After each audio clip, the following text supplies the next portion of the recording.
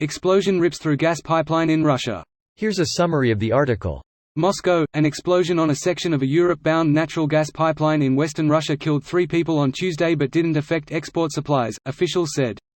The explosion ripped through a section of the Urengoy-Pomeri-Uzhhorod pipeline in the Chuvashia region during repair works.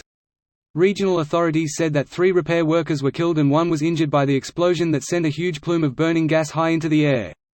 The pipeline that originates at a gas field in Siberia and crosses Ukraine on its way to Europe is one of the main routes for Russian gas exports to the EU nations.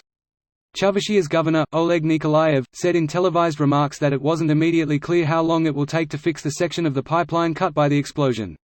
The regional branch of Russia's state-controlled Gazprom natural gas giant said that volumes of gas transit weren't affected by the blast as supplies have continued on parallel links. This post received a score of 7,100, with an upvote ratio of 98%. Here are the top comments in response to this article. Maintenance manager now regrets his team being sent to the front line. High Command simply orders maintenance department to accomplish twice as much, with half the workers, and now no parts. The Emperor is most displeased with your apparent lack of progress. We'll redouble la. Less than boom. Greater than. Wilhelm scream. Ah! Loud comments. I'm starting to lose track of all the explosions of Russian critical infrastructure. It used to be, did you hear about the explosion in Russia? And the answer was, yesterday's, or today's. Now, the answer is, the one from this morning, or the one from lunchtime?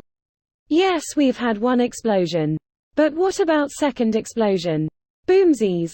Afternoon detonation. Evening firework delight. Sky rockets in flight. Afternoon delight. Again or the same one from earlier? This is a new one. It happens often, smoking around fugitive emissions likely to blame, so they say, or it could just be plain sabotage. Or some workers got sent to Ukraine and they were already short-staffed either with brainpower or manpower. Someday we'll learn about a lot of the fires, but many will remain a mystery forever. Check all that apply. 1. Ukrainian sabotage. 2. Russian technical incompetence. 3. Russian supply line corruption. 4. Bigfoot. 5. You forgot.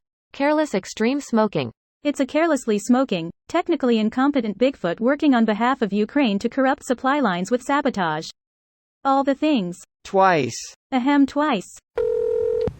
Maintenance? Explosions? You shouldn't need to play SimCity to understand how power infrastructure works. Considering they think Sims is a sign of Nazism, they probably didn't play. Pity. It probably would have helped. Dumbass regime. Donbass regime? Am I right? Nice one.